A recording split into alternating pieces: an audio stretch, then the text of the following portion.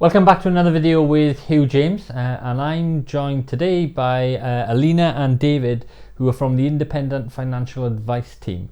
And we're going to be talking about financial situations, but in the context of entrepreneurship. So perfect for the veteran-owned UK community.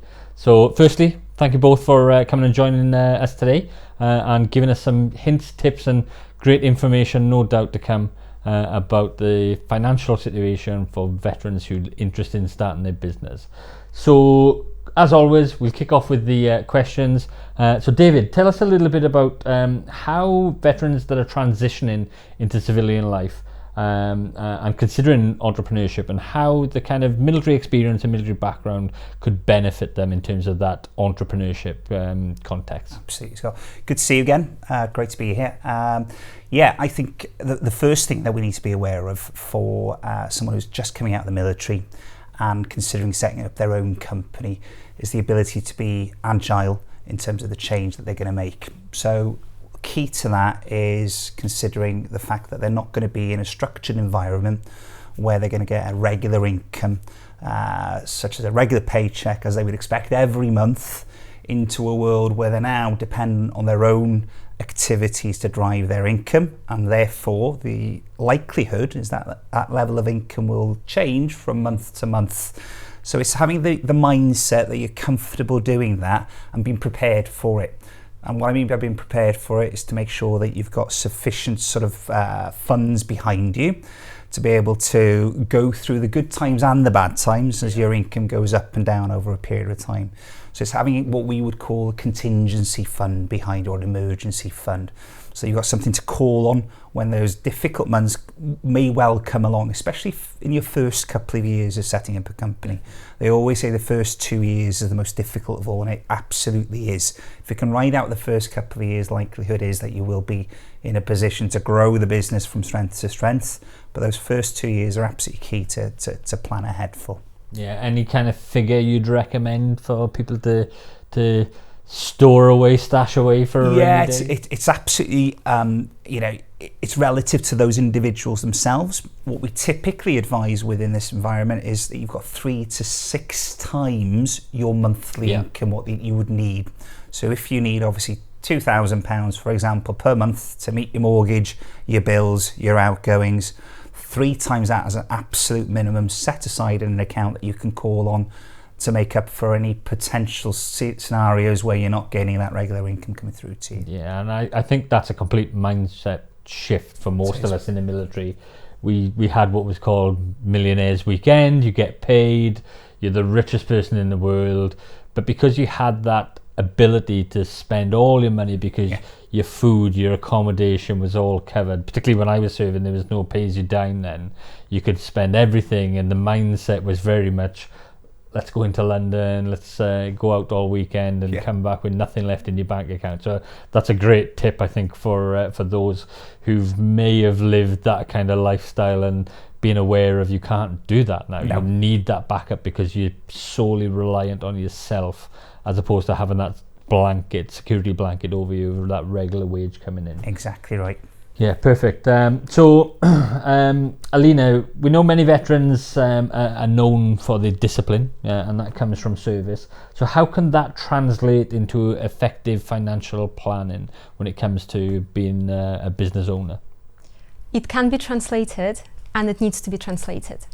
And I think building on what David discussed before, on that mindset of agility, that mindset of being prepared to have a backup plan, I think that's so important. So you need to be strict with yourself. And this, again, that might come as a change. Knowing that you have a budget, sticking to that budget, honestly recording your expenses, honestly recording your income. It may be a change, but it's a necessary change. And military discipline will be a game changer here. It's a necessary one. Things like record keeping, knowing what you need to submit, when you need to submit it, expenses, accounts, bookkeeping, all of that, it needs to be done at the right time, in the right way. So again, discipline, super important here. And finally, a bit of a more sort of a global thought here. When you start your own business, you've got a big goal, a big idea, and it's very ambitious. And it can be so daunting when you have that big goal somewhere ahead of you. you can just get tired of working towards that goal.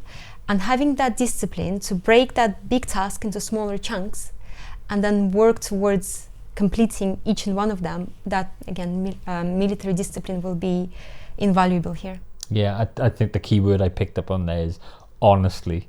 Recording the details. So, you know, whatever's you need to have coming in, going out. Yeah. Put the genuine numbers, not you need to be straight with yourself. Absolutely, You're not fooling anyone. You're only fooling yourself yes. if you do it wrong. Yeah, absolutely. So at Veteran-Owned UK, we transport veteran-owned businesses. You know, it's exactly what it says on the tin. So how could Hugh James and the team here support veteran-owned businesses, particularly when it comes to these financial situations? So, David? I'm going to go back to the comment I made earlier in terms of that transition and the fact that most veterans are used to that regular income coming through to them. A pay done through PAYE, which is simple, straightforward. They get their pension deducted out of it, they get their tax deducted out of it, and they get the net benefit out of it, which they then live off. Transitioning to a business owner opens a whole new can of worms in terms of how you manage your finances. So being able to have the understanding of planning and, dare I say it, a bit of tax efficiency out of it is absolutely key. So what we can do is help that individual transition over, help them with understanding how they pay their tax, whether they're remunerating themselves through straight pay, through dividend payments, through bonuses, whatever way they tend to do it within their company. We can help them get the best out of it. So pay as little amount of tax as we can, as efficiently as possible. And we do that through lots of different types of planning, such as pension planning and putting money aside for the future, etc. But it's getting that bit right is absolutely key to a new business owner. Yeah, it's the planning part, isn't it? Absolutely. Alena, any yes, extras to add? I've got another one to add to that. And that is something that will be familiar to veterans, really, really familiar. It's risk management. And being in the service, I think you need to be, well, I imagine, you need to be very well aware of what the risks are, how to take them, when to take them, and how to weigh the benefit versus the risk itself. So again, it's something that we deal with, and we help our clients understand the risks that might be applicable to them, weigh them down, and then decide what decision they need to make. Yeah, I think you're absolutely right. You know, in military service, risk management, risk awareness is part of everyday life. But in terms of business risk management, it's a different tangent within that risk management process. So can you outline some different scenarios that people may come across? Absolutely, and that's interesting, because when we think of risks, we normally think of risks that apply to us. But in this case, when we have a business, when we create a business, we create an entity that is separate from us.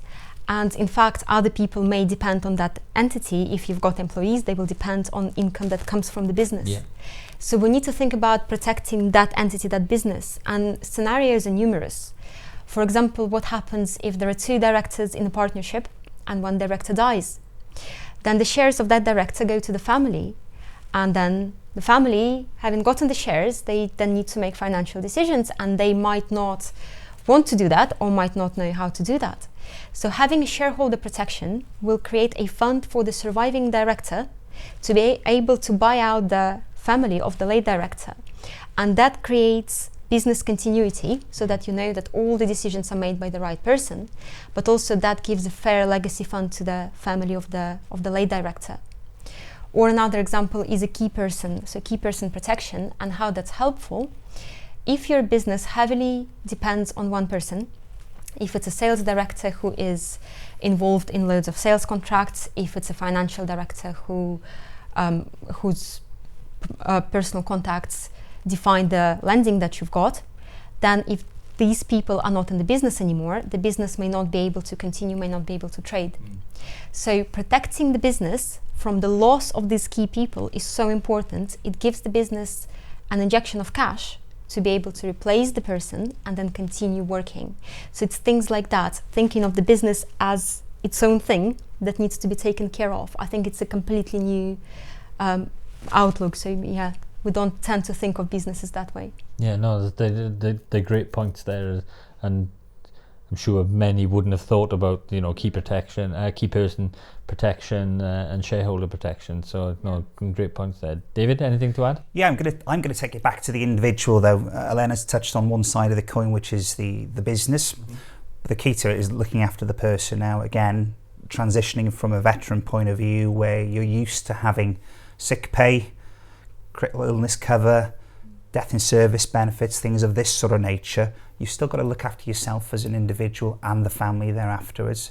So it's really important that you consider when you do go into business on yourself that you've got the right level of life cover in place. And that can be done straight from the business through what we call relevant life policies, which are, again, tax efficiently paid through the business itself, or executive income protection type of policies that you can get out in the market, which again give you that peace of mind that if you do go off sick for a relative long period of time, that you've got a policy that kicks in and pays that income for you going forward, because you're not in the world anymore where you're going to get the military pay for you, unfortunately. So it's just having that peace of mind, and you certainly can't be reliant on what you get statutory from the government.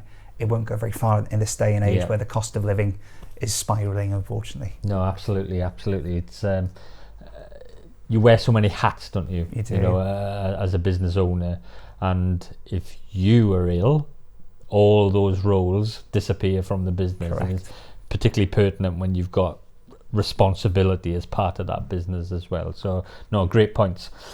So we all know that the military comes with a huge variety of roles, and part of that you get people with unique experiences, unique skills. So how do those experiences or skills translate over into being an entrepreneur or a business owner? I think we hit the nail on the head there, that you've got so many varied even roles within the military that can lend itself to choosing what type of business you first and foremost go into. An example would be someone with an engineering background could very well go into setting up their own engineering firm in due course. But I think on top of that, you've got other key skills that you pick up through your time within the forces, which could be leadership, could be taking accountability for others that you're with. All those key facets then move into being an entrepreneur, being a business leader. It's what makes being ex-military a real good advantage when you do move into business yourself. Of course, is having that background behind you. Yeah, definitely. Alena? Oh, let me think what to add to that. I'll try to look at that from the different sides, and whereas leadership is important, I think from being in the military, you also learn how to ask for help when you need that. Being a team player, knowing to surround yourself with smart people, with experts, and knowing that sometimes you can't do it all yourself. Sometimes you need to ask for a bit of a helping hand. Yeah. And just finding smart people to work with. I think that'd be a takeaway from that. Yeah, definitely. Good accountant, good financial advisor, organize everything straight from the get-go. Good solicitor. Good solicitor. Delegation, isn't it? You know, it's something that we're used to in the military, and realizing that you aren't the expert in everything and finding the right people that are. So just to add on to what you said, there's a great piece of information out there called the European Union Entrepreneurship Competency Framework. And EntreComp lists out 15 ideal characteristics for an entrepreneur. And you can directly relate a lot of those across to military skill sets. I'm not surprised. Yeah, it's a great thing to read through if you're thinking about starting a business, because it gives you that confidence boost to say, actually, I've got those things in terms of experience or skills, and it just gives you that confidence boost. So some great points there, both. Thanks very much for bringing them up. Some really interesting things, and I'm sure the veteran-owned UK community would be very grateful for kind of having that discussion, because that's what they do. They're entrepreneurs, they're business owners themselves within the community. So thank you very much for both coming and taking the time today. And for anybody watching, if you want to find out some more information, you can go over to the Veteran-Owned UK website and check out the Hugh James page, or you can go directly over to Hugh James's website themselves and take a look. And thanks for joining us, and we'll catch you in the next video.